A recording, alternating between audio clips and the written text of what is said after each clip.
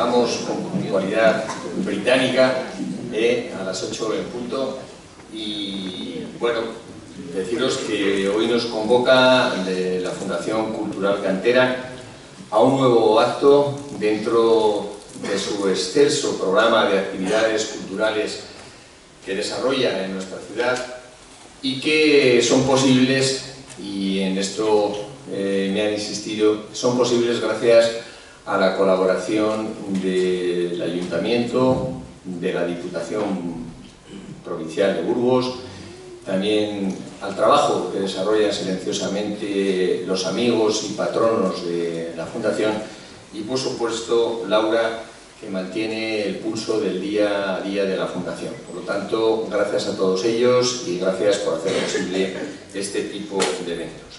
En esta ocasión nos acompaña Javier Pérez Andrés para disertar sobre Miranda en el mapa de Castilla y León. Javier, seguro que muchos de vosotros le conocéis por su imagen pública en la televisión, pero me gustaría dar algunas notas. Javier es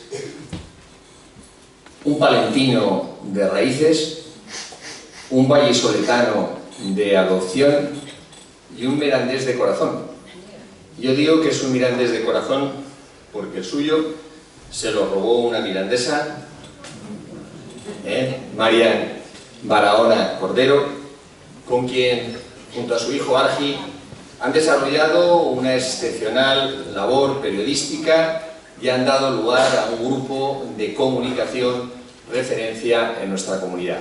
A toda la familia le doy la enhorabuena, sobre todo a Marian, que también es prima carnal mía, y por supuesto a Javier, que ha sido el alma mater de todo el proyecto. Pero si indagamos un poco más, ¿quién es Javier? ¿Quién es Javier Pérez Andrés? Es él. Pero él es él más sus circunstancias gasianas. Es un periodista. Es un periodista, yo diría, le pudiera definir con unos cuantos adjetivos. Es un periodista de raza, extenso e intenso, como lo conocemos, comprometido, y yo diría que es un periodista que combina lo tradicional y lo moderno. ¿Por qué digo que es un periodista de raza?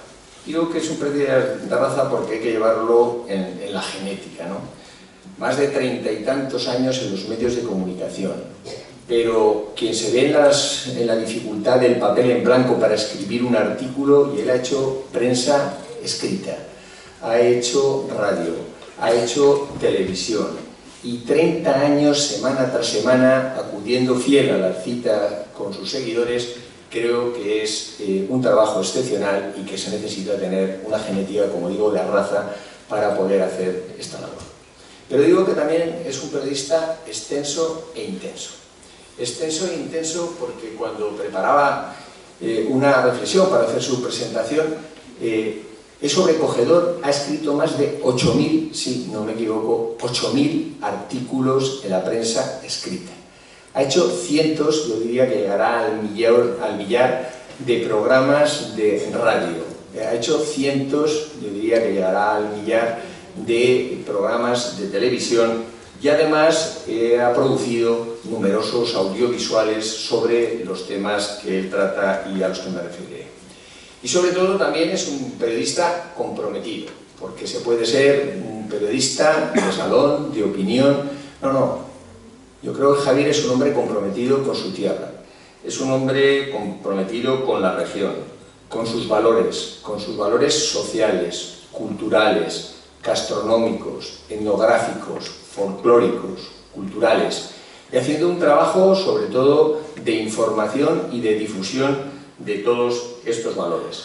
Yo a Javier le veo muchas veces como una enciclopedia viva de las raíces de Castilla y León, porque no hay evento, y me lo decía fuera de micrófono antes de empezar, no hay evento donde no le inviten la ruta ciliana, el día de la trufa en Abejar, en Soria. Es siempre a disposición de la difusión de los valores, de las tradiciones, de la gastronomía, de la etnografía de Castilla y León.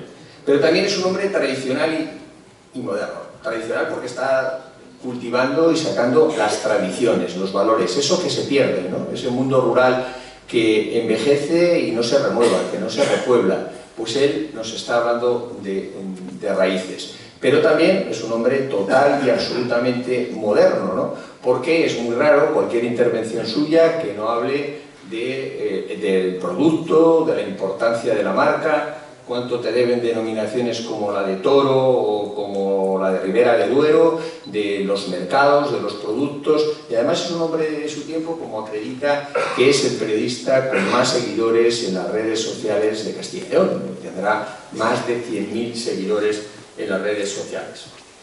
Pero tiene también otro elemento que no es siempre fácil, que es que le reconozcan los suyos, sus paisanos, su entorno.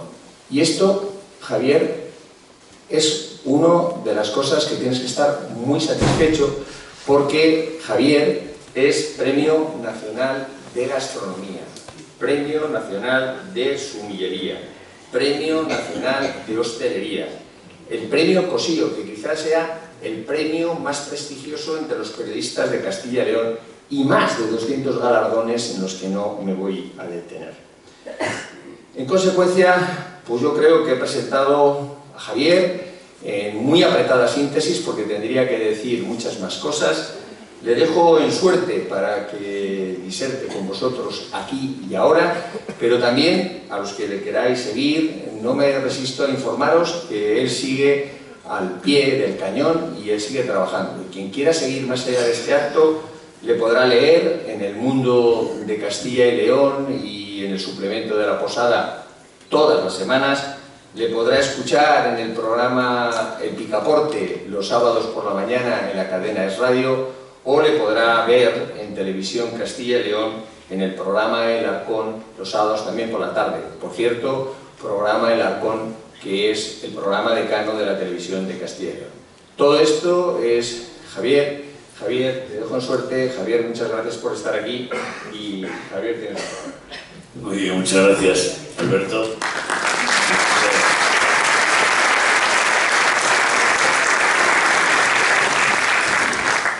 Estoy como en casa.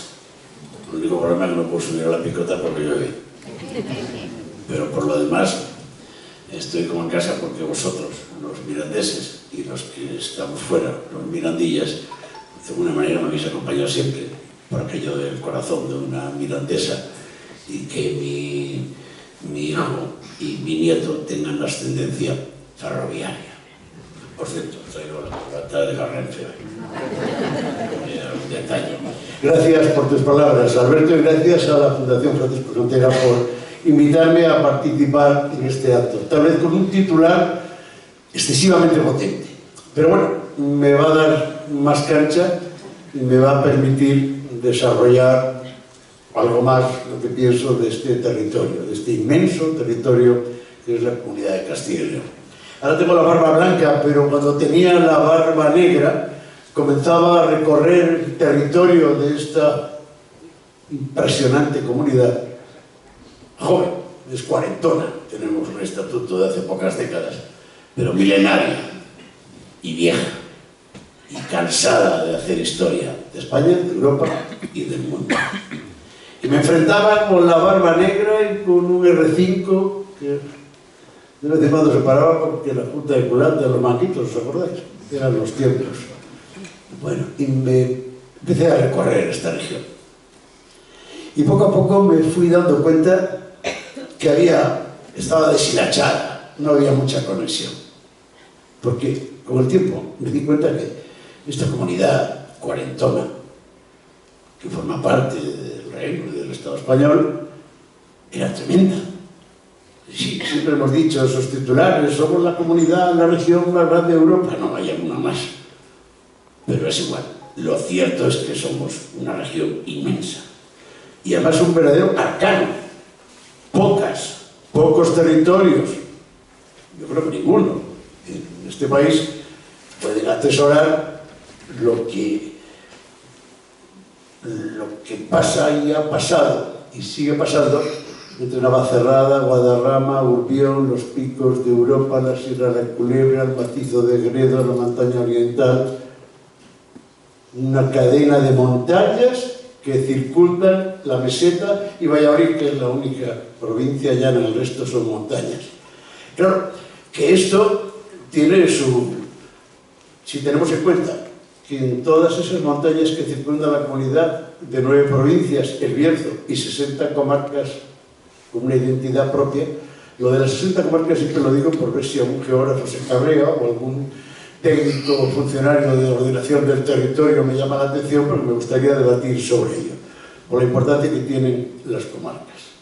Pero es que además de todo eso y de esa enorme diversidad, impresionante, no hay nada que ver con un tío de Olvega, con otro en Ponferrada, con uno de Arenal de San Pedro, con uno de Medinaceli o con uno de Miranda de Ebro.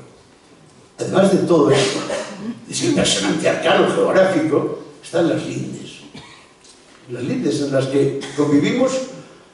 Fijaros, en Candeleda la Virgen de Chilla es como, lo llaman Andalucía de Ávila, estoy hablando del sur de la provincia de Ávila y se habla medio verato, que está en Extremadura. En Salamanca y Zamora, en la línea del Duero, hablamos portuñol. Estamos unidos a Portugal. Pero es que en esa raya, que luego se repite en la raya soriana con Aragón, en esa raya compartimos, rompemos las fronteras, aquellas que vigilaban los guardiñas y los guardias civiles, y que ahora ya somos todos. Saramago quería una Iberia unida, y yo también, pero bueno, la pena es que en las poblaciones de la parte de Castilla y León, Fermoselle, de Dávila, los pueblos de Salamanca y de Zamora, se habla portuñol, pero en los colegios no dan clases de portugués. Es una pena, ¿verdad? Y de eso vosotros sabéis mucho. Porque sí, como en las lindes. Cantamos las marzas en Aguilar de Campón, Cervera y en Reynosa. En Asturias, media Valencia de Don Juan y medio León hablan bable. Si seguimos recorriendo la comunidad, nos encontramos con que las fronteras, con Madrid, con los pueblos rojos y negros de Guadalajara, con Aragón, con Segovia, en todas las fronteras convivimos en 30 o 40 kilómetros. Y lo digo porque muchas veces, cuando las cosas van bien, en la radio y en la tele nos siguen precisamente esos 30 o 40 kilómetros de la raya que nos rodea. Por lo tanto, estamos hablando de un impresionante arcano geográfico y cultural que no solamente tiene una diversidad en las provincias y comarcas que he señalado, sino que además tiene montañas. Las montañas nos permiten una riqueza fluvial y nos garantizan los bosques y nos garantizan el agua. Por lo menos ahora tenemos acuíferos llenos, los embalses llenos, esperemos que no nos dé ningún disgusto, pero tenemos todo. Claro, ¿y eso qué se traduce? En que tenemos más árboles que nadie. Esta región es la de mayor masa forestal de España y una de las mayores masas forestales de Europa. Algunos están diciendo, bueno, sí. ¿Y eso qué significa? Pues, oye, que tenemos más anjanas, más duendes que nadie. Claro, porque somos más verdes que nadie. Es la región, la Comunidad de Castilla y León, la de mayor biodiversidad que hay en este país. Hoy está muy de moda, eso sí, tenemos los molinos entorpeciendo y los huertos solares ocupando el solar de los cultivos. Pero bueno, somos la región de mayor biodiversidad. Si no, ¿de qué íbamos a ser tan importantes en la agricultura, en la micología? Y no íbamos a ser tan importantes en que defendemos el oso, defendemos el lobo, defendemos el lince, defendemos una serie de especies que se mantienen en ese entorno y en esos ecosistemas. Encima pues tenemos lugares como los ecosistemas de la dehesa de Salamanca, que compartimos un poco con Portugal, otro poco con Extremadura, y que es única. Si a todo eso le unimos que esa riqueza en ríos y en valles, en sotos y en bosques nos permite hablar de muchas variedades de árboles y muchos de ellos que dan frutos, pues estamos ante una región que es la tercera potencia. Nunca he sabido si es la segunda o la tercera en el sector agroalimentario, es decir, en un sector que transforma las materias primas de la región. Por lo tanto, si encima ponemos el dedo en las páginas de la historia, se da la circunstancia que gran parte de los acontecimientos importantes de rango universal de la humanidad se han fraguado en el territorio que hoy ocupa Castilla y León. Si a todo esto le unimos que somos líderes en el turismo rural tan de moda, claro, con tantos pequeños núcleos de población repartidos y diseminados por esos valles y esos bosques de los que acabo de hablar y de esa diversidad comarcal que menciono siempre con rotundidad, pues estamos ante un verdadero paraíso. Un paraíso que parece que no va mal, porque las casas rurales se llenan y los restaurantes están a tope y los hoteles también. Una cosa es todo un contraste con la situación que reina en este país. Pero no va mal. Es una comunidad rica, es un paraíso de paraísos. Y además tenemos las cañadas, que como con lo de la mesta estábamos muy vinculados, pues coño, también manejamos las cañadas y los cordeles y las veredas. Si hablamos del Camino de Santiago, pues tenemos el mayor potencial de Roncesvalles a Santiago, con la ruta más medieval, demostrada ya en el Codex Calixtinus, en Liber Peregrinationes, donde el mismo itinerario que en el siglo XII alguien escribió, que se lo dedicó al Papa Calixto, seguimos haciendo hoy.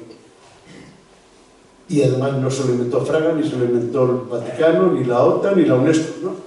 Los propios europeos llegaron un día que dijeron, coño, los nuestros, tiempo atrás, peregrinaban a Santiago.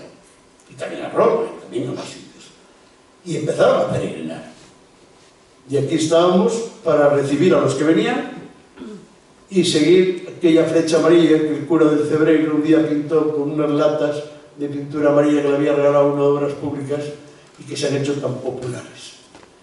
Aquello fue una verdadera invasión que continúa, aunque un servidor tiene sus más y sus menos, cómo van las cosas en el camino. Pero es que el camino, como todo gran río, tiene afluentes y 14 zonas, 14 arterias jacobeas jalonan también el conjunto del territorio de Castilla y León, que vienen de otras provincias, y todas van al Río Grande, que es el camino francés, en cualquier punto de la geografía, incluido el vuestro, de Bayona. Y ya empiezan las ligazones que tiene Miranda de Ebro y este territorio con Castilla y León. Porque si bien me colocaran en cualquier parte de las lindes, pues yo diría que aquí, primero, se estudia en Icastolas, se estudia en euskera, y entre ellos hay Icastolas. Eso es un problema, no es un problema, es un valor de las lindes.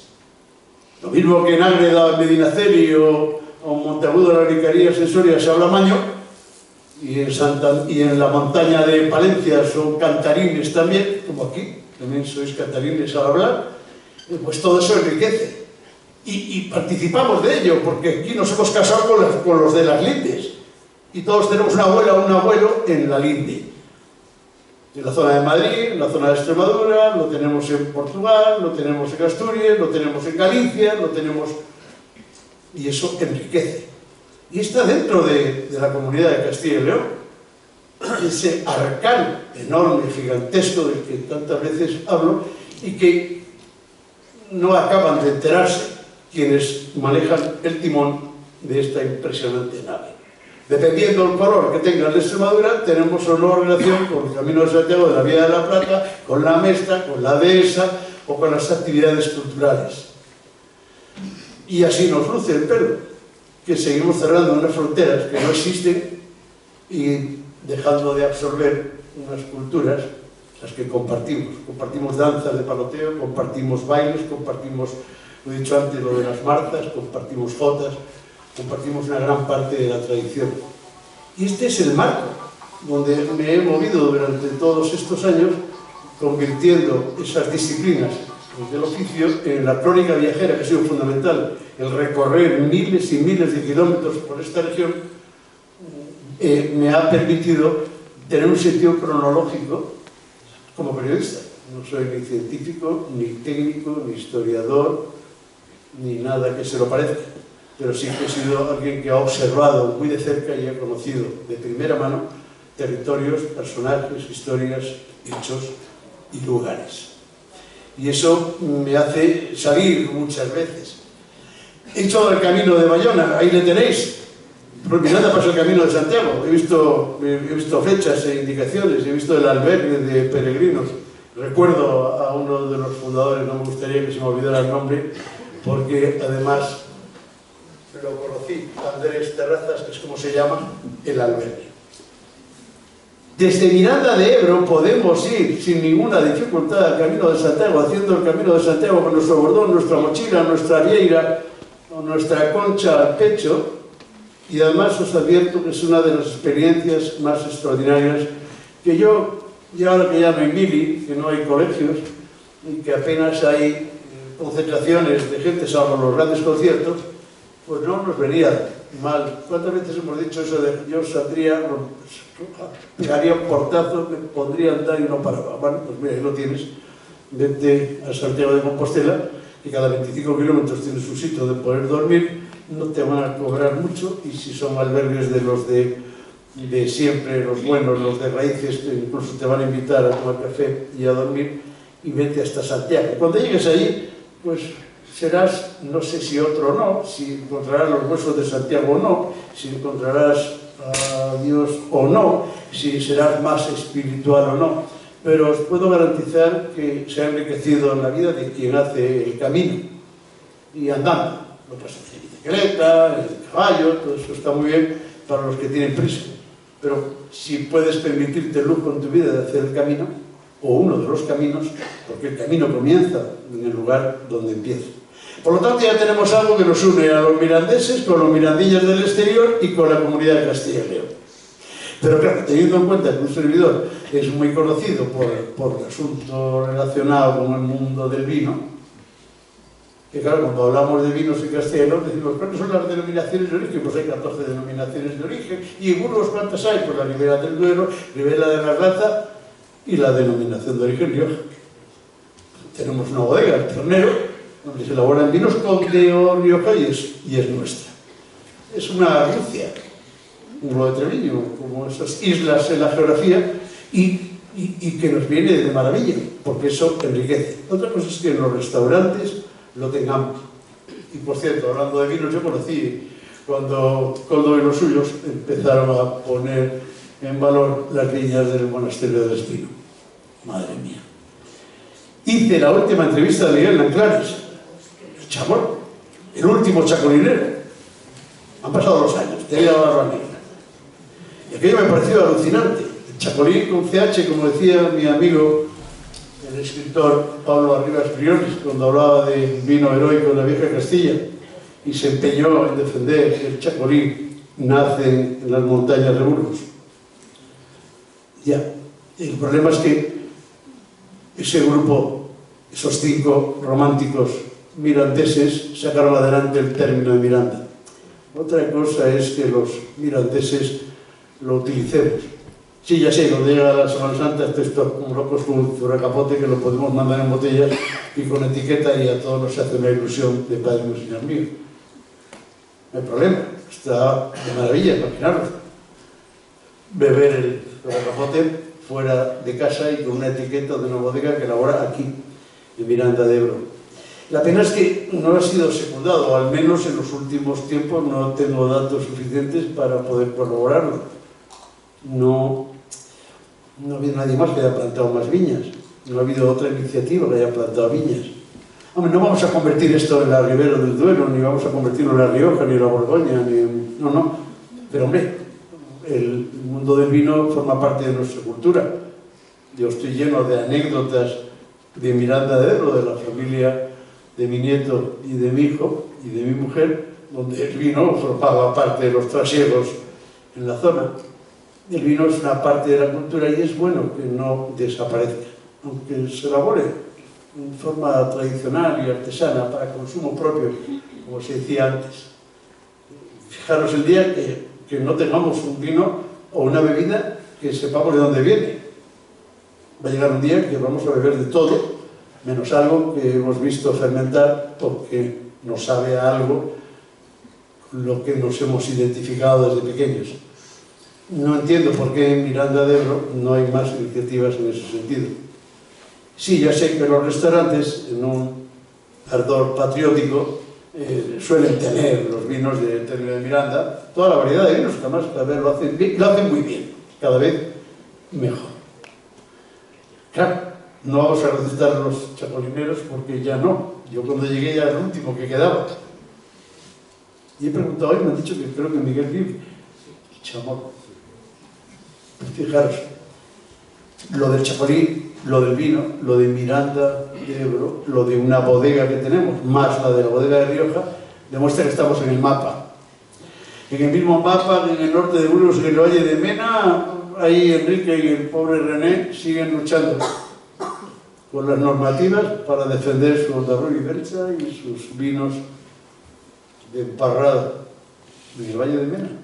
El chapolí del Valle de Mena. Y siempre andamos con cuidado con la palabra chapolí, que si la ponemos, si no la ponemos, no sé que somos que PNV, y siempre andamos con problemas.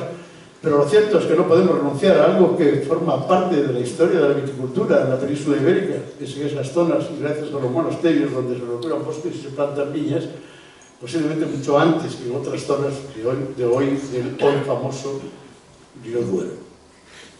Y tampoco ha surgido. Tenemos enólogos por todas partes, las más de valientes, las más de la mitad chicas, lo hacen de maravilla. Tenemos una de las mayores canteras de profesionales de enología de este país, pero no hay nadie que haya tenido polifenoles ni arrestos para plantarse en el Valle de Mena y elaborar un chapolí y elaborar un vino en esa zona.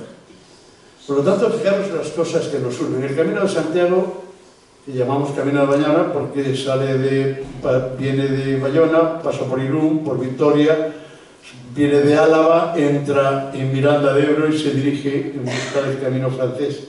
Ya nos une, somos parte de ello. En los vinos tenemos la tercera denominación de origen de la provincia de Burgos, que es La Rioja. Y curioso, ahí alrededor podían algunos lanzarse, pero bueno, Nerea lo hace bastante bien con sus vinos. Pero tenemos más cosas que nos unen. El fútbol. Sí, ya lo sé. Ya sé que es muy... Pero me ha habido... Ahora mi amigo Pastrana estará pasándolo mal. Y los mirandeses como tú, que habéis jugado en finlandés, no son buenos tiempos. Pero ha habido buenos tiempos. Y teníamos a toda la región pegados a ellos. Y estábamos todos con el mirandés. Yo alucinaba. Digo, aquí todo el mundo es mirandés ahora. Tenía mucha inercia y muchísima fuerza. Y ahí está el Ebro, que también nos une, la de Fontibre. Y luego hay algo que no quiero olvidar, porque cuando Laura y los suyos se ponen en contacto conmigo para invitarme a participar, aparecía un personaje que a mí me alucinó. He visto su escultura en una plaza y guardo la foto. Y guardo el recuerdo de mi primera visita al conocer a un personaje que llamaba la atención. Yo no me explico cómo pudo haber investigadores de ese calibre cuando no había internet, no podías copiar y pegar, no podías consultar inteligencia artificial, ni había fotos de satélite, ni podías soltar un dron para ver lo que había, ni podías, no sé, convertir la paleografía en una lectura rápida. Y sin embargo logró algo que nadie ha hecho. Un hombre que se empeñó en estudiar toda la cultura judía, que tenía mucho que ver. Lo hizo en tiempos complicados.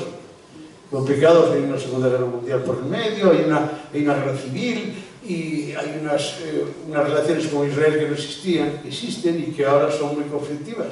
Y por eso me agradaba mucho la idea de venir a alguien donde hay una biblioteca que recoge uno de los mayores argumentos y textos judaicos que existen en España. Claro que ahora la red de juderías, que tanta cancha la dimos en la oferta del turismo, están callados todos, que ni se pronuncia. Y la cantidad de museos que tenemos, que disponemos en Segovia, en Béjar, en infinidad de localidades, donde la huella judía quedó patente, y no digamos la de conjuntos musicales, la de folcloristas y la de cantantes de folclore que se han dejado llevar por ese lamento de la música y la letra sefardí. La leche, lo de la Sefard, la España de los judíos. Yo cada vez que me cuentan esa historia, no sé si es verdad o no, pero me encanta. Y me encanta, y a veces hasta sueño con que lo he vivido. Alguien que venía del Líbano, pertenecía a una familia de judíos, y que él siempre de generación a generación le habían dejado una cajita de madera con una llave. La llave de las de antes, de las que pesaban. Y contaba que le había dicho que los abuelos de sus abuelos siempre les habían hablado de España o de Sefardá, de Sefard. Y claro, había platos que le recordaban, y todo eso, gracias a Cantera y a muchos más, hemos podido recomponerlo. Conocemos los textos, conocemos las recetas, conocemos las letras, conocemos la nostalgia que sufrieron aquellos que fueron expulsados y se marcharon hace muchos siglos. Y contaba la anécdota de esa familia de judíos que había guardado esa llave de metal gruesa y pesada durante muchísimos siglos. Era de los abuelos, de los abuelos, de los abuelos, de sus abuelos. Y un día llegaron a un pueblo pongamos que podría ser Herbás, que es muy judío, o Béjar, o Amusco, en Valencia, o al barrio judío vuestro, que le tenemos todavía sin tocar. Y llegó a las ruinas de unos edificios, un pueblo ya, y dio con la casa donde supuestamente habían vivido allá en tiempos de los Reyes Católicos su familia. Y estaba derruida la casa, pero había una puerta de esas duras que se había mantenido, era de negrillo, de los de antes, y estaba ante las ruinas, y ahí estaba la cerradura. Metió la llave y esa era su casa.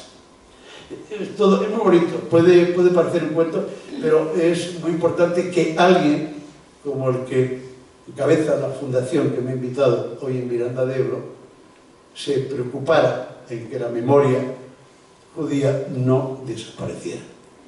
Y además lo hizo en América, lo hizo en las universidades europeas, y hoy quien estudia o quien tenga que hacer un trabajo sobre estos asuntos tiene que pasar inevitablemente por la fundación y por la biblioteca, que la ha hecho famosa entre el mundo de los investigadores e historiadores. Pero lo curioso es lo que he dicho. Ahora todo el mundo se calla. Sí, ya sé que estoy tocando temas delicados.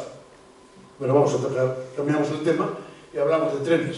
Coño, pues están las cosas como para hablar de trenes. Está más complicado todavía. Mañana voy a estar con el tema, no sé qué la voy a contar.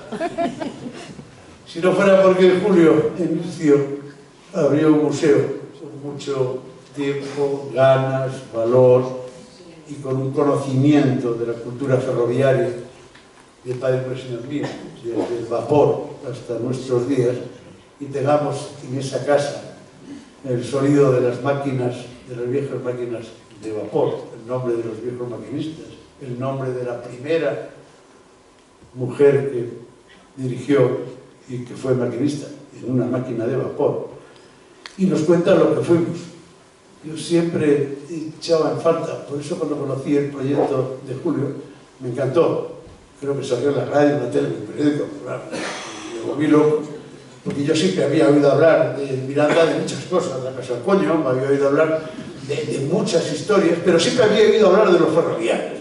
A mí me contaban en casa, mi suegro me decía que su padre y que su familia sabían qué máquina estaba entrando solamente por la zona, por el pitido, por el silbato y por la forma de entrar.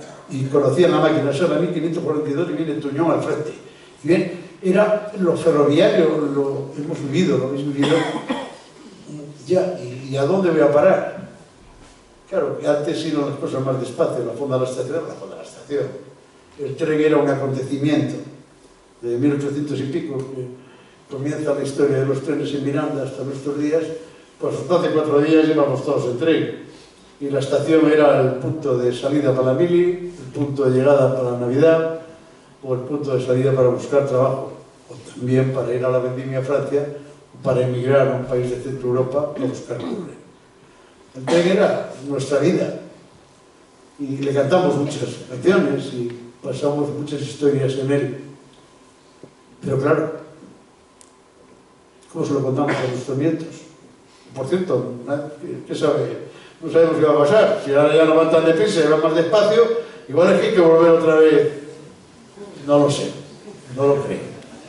Pero hombre, a mí me encantaría dormir en un talgo, me encantaría sentarme en la silla que se sentó el abuelo de vuestros abuelos y de los míos. Me gustaría vivir la sensación que hoy, gracias a las técnicas audiovisuales, puedo percibir mirando desde la ventanilla.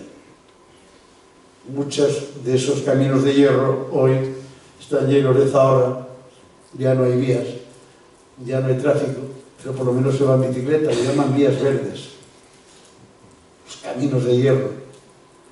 Sigo echando falta de Miranda de Ebro, un lugar donde pueda dormir en un talgo, donde pueda subirme a un coche cama, donde pueda, quiero decir, un enorme museo interactivo, donde podamos recrear estampas de la llegada del tren, donde podamos hacer recreaciones costumbristas o performances, como los llaman ahora, donde podamos encontrarnos con lo que fue una parte de nuestra vida, porque el que no curraba en los talleres o no curraba en los trenes, los utilizaba y vivía de la estación, tanto que tuvimos que cambiar el plan urbanístico de la ciudad para darle aire a los edificios y a las nuevas casas. Hecho en falta el tren, y eso sí que nos une, porque algunos diréis, ¿se han hecho más sitios? Pues hombre, por lo menos en Venta de Baños, que era otro nudo de comunicación, la Bliquitera ha supuesto el lugar donde los niños de esta época se enteran de lo que supuso aquel tren. Y además de vez en cuando sale la Berraco, una máquina de vapor, que es alucinante. Aquí también hicisteis alguna experiencia muy bonita, que algunos participasteis en ella. Y no está tan lejos. Viene en las películas, sobre todo en las del oeste, siempre aparece, pero también en las películas de amor y en las poesías. No hay más que leer a Asturiano Campoamor, la del Tren Expreso, pero sí he hecho falta. A mí me gustaría que el tren, que lo ferroviario en Miranda de Ebro tuviera ese hueco. Ya sé que hay proyectos de la Casa de Cultura, polivalente, con más cosas, pero no. No le quiero como el que hay en el País Vasco, o de Ponferrada, o de Cistierna. Hay más museos. Porque lo curioso de los ferroviarios es que después de todo lo que curraron, lo mal que le pagaban y el frío que pasaron, aman a los trenes, que yo alucino. Se lo decía a Julio cuando le conocí. Pero si habéis currado más que nadie y tienen un amor tremendo. Eso sí, no sé si se ha enterado el de Adif o el de Renfe, que todavía queda gente que quiere al tren, que defiende al tren, que dedica su día, su tiempo, sus conocimientos y sus euros en reconstruir, y no solamente maquetas, sino en hacer y echar a andar algunos de los trenes para que el personal se divierta en determinadas épocas del año. Por lo tanto, Miranda de Ebro tiene muchos nexos de unión con esta región, aunque lo de los nexos sea lo que más dificulta el sentirse de Castilla y León. Y la gente es de León, y mucho. O es de Soria, y bueno, intento saber, somos medio maños. O los de Miranda, que soy medio vascos. Mi mujer siempre me decía, yo cuando nací creí que era vasca. Eso os pasaba a todos. Pero es curioso. Yo creo que esta región, si algún día tuviésemos al frente del timón a alguien que tuviese en la cabeza, al menos toda la región, con sus 60 comarcas, las lindes, las 9 provincias, todo el patrimonio histórico artístico, las catedrales, los caminos de Santiago, las cañadas, las denominaciones de origen, los puntos agroalimentarios, los bosques, las setas, no digo que se lo meta todo en la cabeza, pero que cachitos que nos permitan estar con más nexos de unión. Yo me acuerdo que uno que venía mucho por Miranda era Juan Vicente Herrera. Pero esto no es para que se quejen los de Miranda, se quejan los de Ágreda, y los de Arena de San Pedro, y los de Candelera, y los de Ancares, y en las periferias. Es el problema que tienen los de las periferias. Periferias ricas. Hay periferias más tristes, donde hay periferias donde no llega nadie. Bueno, sí, por dejarlo, pero también está en la periferia está en Soria, y también tiene un tren, como el vuestro, lo he visto adornando una de las plazas. Y también fue un nido de comunicación ferroviaria muy importante. Lo del ferroviario me sale porque eso sí que era un nexo de unión. Eso sí que unía a los territorios. Y costó mucho, Costó mucho, fijaros si costó que se cargó el sueño de la ilustración, que les dio a los ilustrados, con bastante ingenio y un conocimiento de la ingeniería muy buena, el hacer un brazo de mar para intentar llevar la harina, que era lo que entonces tenía fuerza, 1700 y pico, siglo XVIII, y si vamos a hacer un brazo de mar, cogemos el agua de arriba del piso del Ganar y lo vamos llevando, pasamos por todas las harineras, cargamos en las 400 barcazas del canal de Castilla, y cuando ya teníamos casi todo ventilado, los 3 ramales, el norte y Campos, y aquello era la de Dios, las esclusas, las familias de los escluseros, como salvaban los desniveles, cuando ya había un tráfico fluvial, incluso se trasladaban muebles desde Arar del Rey a Valladolid, o a Medina de Río Seco, o a Palencia. Y las dársenas era un movimiento de muelle extraordinario. Cuando ya lo teníamos todo en marcha, vino el tren. Se jodió lo que se daba. Menos mal que lo dejamos para riego y para el uso de boca, como se llama, para consumo de... Y el canal ahí está. Y el canal se lo cargó el tren. Ahora al tren del que yo hablo, con nostalgia, se lo cargó el AVE. Y ahora va el AVE y nos falla. Ahora tenemos que volver al tren, y si no, al tiempo. Y por otro lado, hay algo que nos ha unido siempre, lo he dicho del fútbol, pero también nos ha unido el deporte y los colegios profesionales. Hay nexos de unión, donde lo mirandés tiene su hueco en el deporte, cuando hay alguien que sobresale, las federaciones. Pero en realidad, ¿cuántos han venido a San Juan del Norte? ¿Cuántos se han perdido en los alrededores de Miranda de Ebro? Ya sé que eso lo pueden decir otros de cualquier otro rincón de este arcano geográfico que es Castilla y León. Pero hombre, Miranda de Ebro no es la segunda ciudad más importante de la provincia de Burgos, es una de las grandes ciudades históricas. De eso la Fundación se ha encargado, de hablar de Miranda, del castillo, de la arqueología y de los restos y poner todo en su lugar. Claro. Hablando de poner en lugar el casco, lo del río Ebro es curioso, la Miranda Nueva y la Miranda Vieja. Llegas a la Nueva de maravilla, avenidas. Dice que era el alcalde bien bajo, que conocía además, esa avenida enorme que comunicó toda la... Pero la parte vieja, donde estaban los míos, o los de mi mujer, con sus pequeñas tiendas, la panadería, tal, donde vivieron, donde nacieron, cada vez que pasó me da, coño, no podíamos ponerlo un poquitín más en valor. Hombre, no es que le digamos a Íñigo de la Vasca que ponga un ascensor para subir al primer piso, pero hombre, las fachadas, ese casco viejo, nos podía dar un buen resultado a la hora de hacer la visita turística a la ciudad. Y luego, estar más en conexión. Es cierto que, fijaros que lo vuestro tiene su propio vocabulario y términos que identifican muy bien. Mirandés es el que vive, Mirandilla es el que añora. Y hay muchos Mirandillas sueltos por toda la región. Conozco muchos casos, no solamente en Burgos, no solamente en Valladolid, no solamente en las universidades, también en el deporte y en otros oficios artísticos. Y esa conexión se hace poco. Y es una pena, porque lo que puede contribuir todo lo mirandés al conjunto, y el gran arcano cultural de Castilla y León, sería muy interesante. Pero también hay que provocarlo desde las políticas locales, esos encuentros, que yo entiendo que la linde predomine. La linde es un territorio natural, es la proximidad, es la cercanía, por cultura, nos une más.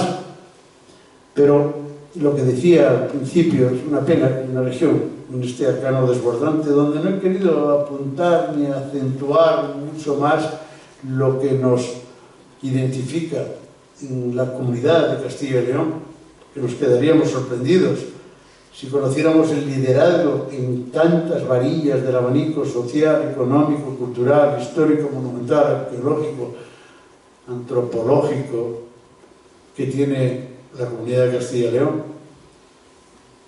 Es una pena. Espero que con el tiempo, y parece mentira porque hoy tenemos la posibilidad, hoy podemos viajar con el móvil, hoy en cualquier momento sabemos dónde poder encontrarnos. Fijaros, a veces cuando estoy en Salamanca suelo decir, puedo contar una historia, digo yo soy capaz, y no soy mago, y yo puedo hacer, y no soy ningún fantasma, yo me puedo subir a un barco en un puerto en la provincia de Salamanca, irme a Cuba y no bajarme de a bordo. En un puerto en la provincia de Salamanca. Me puedo ir a un muelle, montar en un barco grande, Todos los días atracan 3 enormes barcos con madera suiza, portuguesa, alemana y francesa. Atracan en un puerto de la provincia de Salamanca, que empieza a ser un poco se llama Vegaterrón, móvil, tiqui, tiqui, tiqui, puerto internacional, la Fregeneda, final de uno de los caminos de hierro que dijo adiós al tren, pero trajo a los turistas. Cerca de Barcadaba, en la frontera con Portugal, en una de las lindes más bonitas que tenemos en esta región. Pues no es de dominio público. Ni ha habido empresarios con arrestos suficientes para comprar o para invertir en un crucero que a juzgar por los 3 atraques, los 400, me contaba Manolo, el alcalde de la Fregeneda el otro día, atraques que hay en el puerto al año, 400, es decir, barcos enormes, pues sí, barcos de unas horas, 120 metros, con su tripulación y sus 100 pasajeros que van a bordo, como cuando vais al Nilo y vais en unos barcos esos tan bonitos. Pues ahí es un ejemplo muy curioso, ejemplo curiosísimo, ¿eh? Hay un puerto de mar en Salamanca, está en el Duero, evidentemente, y luego hay que bajar, hay que pasar por las esclusas, no son como las del canal de Castilla, que son pequeñitas, no, estas son grandes, no como las del canal de Panamá ni el de Suez, pero las de Pociño son grandes, ¿eh? He visto meterse esos barcos dentro de esas ollas y es impresionante. Pues ya veis, pero esto no es nada. Si cogiéramos los libros de historia y cualquiera de los personajes que ha ido haciendo la historia, porque cada uno lo interpreta como quiera, y más en los últimos tiempos donde todo se le da la vuelta, pero desconocemos muchos de los personajes históricos, de los hechos históricos, de los lugares históricos. Mucho hemos oído hablar del Román Paladino y de esas iglesias de La Rioja que hemos ido con, y los cartularios de Valpuesta, que por cierto la fundación se hizo eco y su mentor lo estudió y lo defendió. La última vez que estuve, había goteras. Ahora parece que está la cosa bien. Un tal Gonzalo, de apellido Santonja, consejero hasta no sé cuándo, lo primero que hizo navegar, menos mal, había estado de responsable de la lengua y entró y creo que puso dinero, presupuesto y ganas. Pues es tremendo. Más que las losas silenses. Pero sigue estando en ese rinconcito. Menos mal que hay un pequeño restaurante que lo hace muy bien, por cierto, y le debe ir bien porque sigue abierto después de 10 años. Y elementos que nos pertenecen a todos. que nos pertenecen a todos. Por cierto, si alguien ha puesto en duda lo de la biodiversidad, no hay más que coger la lista de cepas, LIN, parques naturales, reserva de la biosfera, geoparques. Ganamos por goleada. Por goleada. Espacios naturales, centros de visitantes, casas del parque. De verdad, es alucinante. Pero esto es... El común lo maneja, lo sabemos, nos podemos sentir orgullosos y pasarnos de todo eso.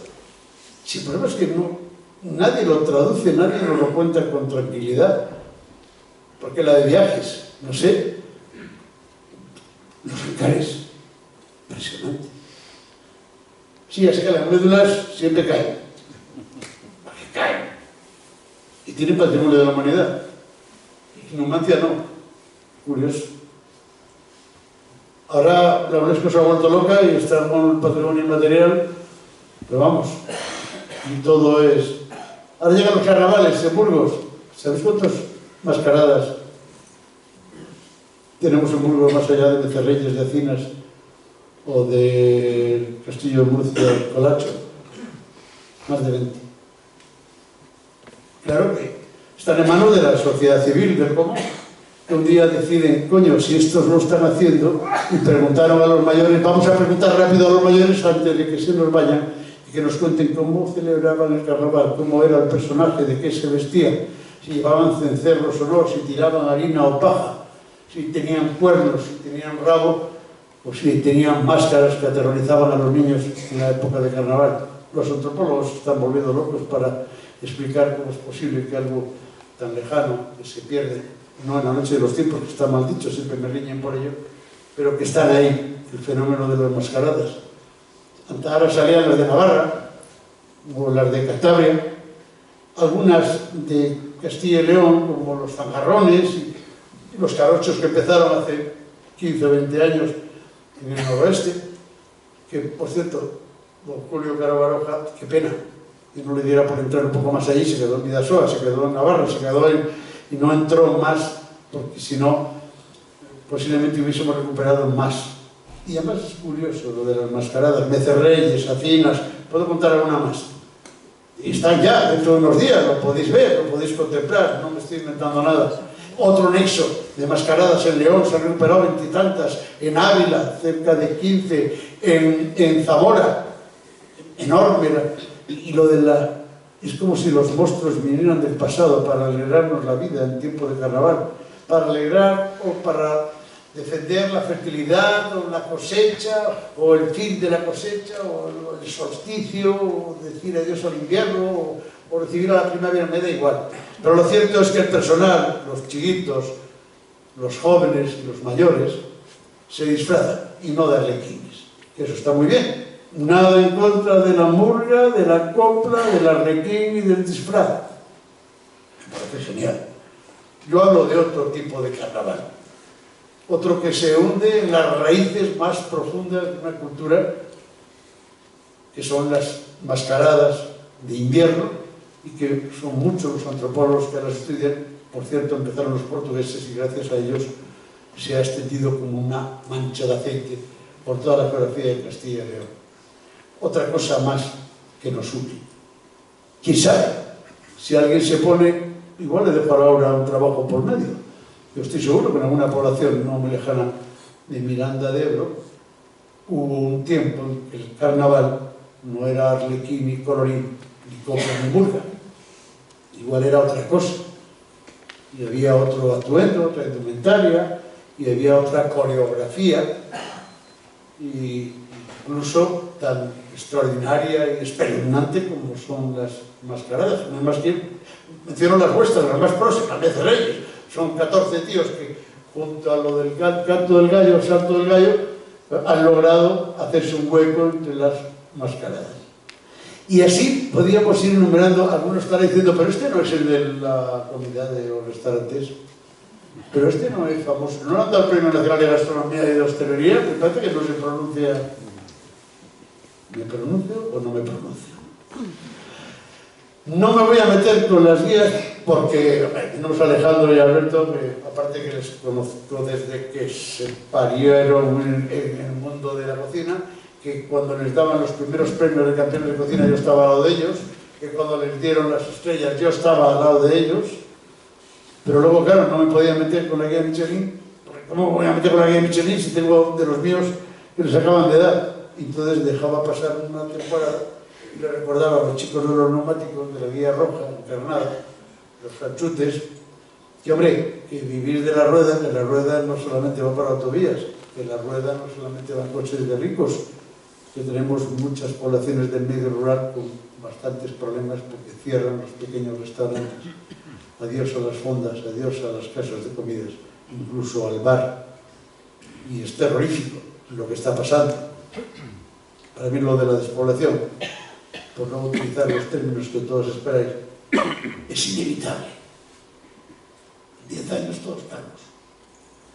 En mi pueblo quedaremos mi hermano y yo. No creo que haya más. Pero las cabeceras de comarcas van a seguir vivas. Sí. ¿Qué hacemos? ¿Pedimos chacolí? ¿Dónde está la cocina mirandesa? ¿Tenemos definida la comanda de Miranda y alrededores? Sí, lo de pelo y pluma, ¿os acordáis? Lo de las legumbres, lo de los guisos, lo de las calderetas. En la provincia de Burgos me llevo disgusto siempre. El ajo arguero de la zona de Pinares, no sé por qué coño no se ha convertido en un cocido maragato. Es decir, por la fuerza que tiene el cocido maragato, por la singularidad esa de que la sopa al final, al principio, me da igual. Lo cierto es que hay miles de personas que van a comer una zona muy bonita. Que sube hasta el Montirao, camino de Santiago, y tiene su eco en Castillo de los Poblazares. El ajo carretero a mí me encantaría que algún día fuese. Fijaros que en una hogaza de pan, la oveja machorra, lo hacían los viejos carreteros, pero hoy puede ser un cordero grande. Y no sé por qué no lo hemos convertido. Fíjate, una de las comidas o de las singularidades gastronómicas más originales y comunitarias. Y para los hosteleros, imagínate, lo pone encima de la mesa y a comer todos o los vaceos. Y no acaba de encajar. Alguien tendrá que definir algún día la cocina mirandesa. Me han invitado en varias ocasiones, y además con mucho cariño he venido y he participado los empresarios de hostelería de Miranda de Ebro. Sigo insistiendo. Hay una cocina popular, hay una invasión en la gastronomía extraordinaria, que es global. Es global, va a llegar un momento que no vamos a tener un bar donde poder tomar unas ginebras, ¿no? Bueno, chacolilla ni... Va a llegar un momento que no vamos a tener eso que todos decimos cuando vendemos la hostelería, cuando vendemos el turismo en una zona.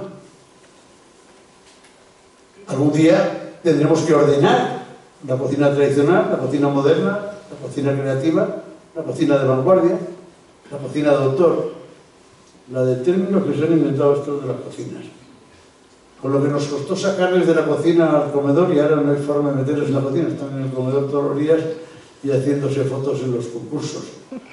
Pero de verdad que lo necesitamos. Lo necesitamos. A Aranda le pasó lo mismo. Antes decíamos, paramos a comer en Aranda, ahora no paramos en Aranda, seguimos por otro día. Tenemos que conseguir que volvamos a ser, aparte de los concursos de tapa, aparte de los pinchos, y aparte de las... ¿Me quedan? 9 minutos. Yo voy a recordar una cosa, como está hablando del ajo carretero, que es una comida muy típica de la zona de Soria, de la Sierra, de esa zona, pues lo que le caracteriza es que se come la carne de la oveja machorra y se deja la sopa para al final porque es lo mejor. Y nosotros para el final tenemos también que intervenga el público. Entonces, si te parece, le damos también, terminas, rematas y que intervenga el público. Termino con el postre ya. Y os agradezco mucho vuestra atención.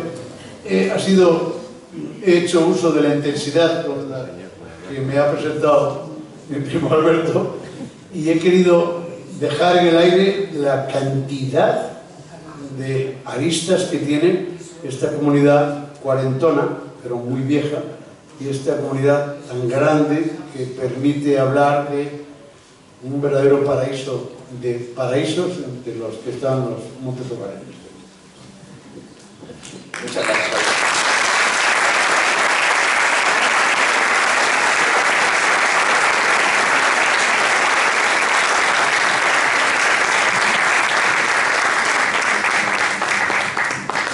Bueno, como lo prometido es deuda, pues cedo la palabra a quien quiera intervenir desde el público para plantearle a Javier cualquier cuestión que sea relevante, ¿no? Yo destacaría también, Javier, una cuestión que no me resisto. Yo creo que estamos en el rincón de la lengua, ¿no? Una lengua universal, una lengua que hemos visto ahora la potencia que tiene incluso en Estados Unidos, ¿no?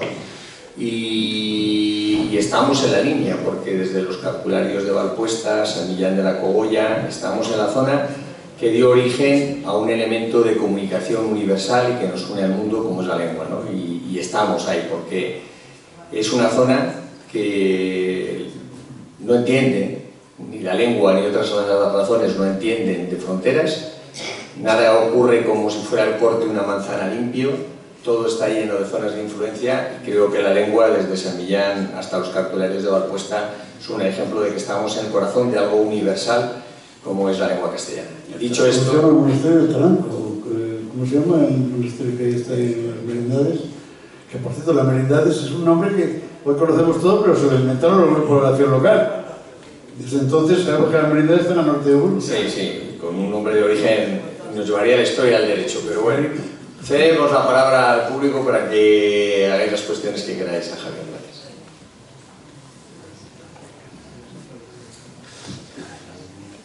Me he metido un poco con el gobierno, por lo que veo.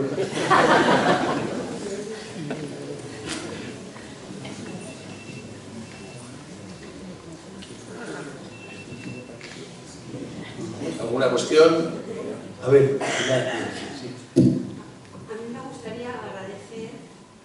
este paseo, este recorrido, gracias.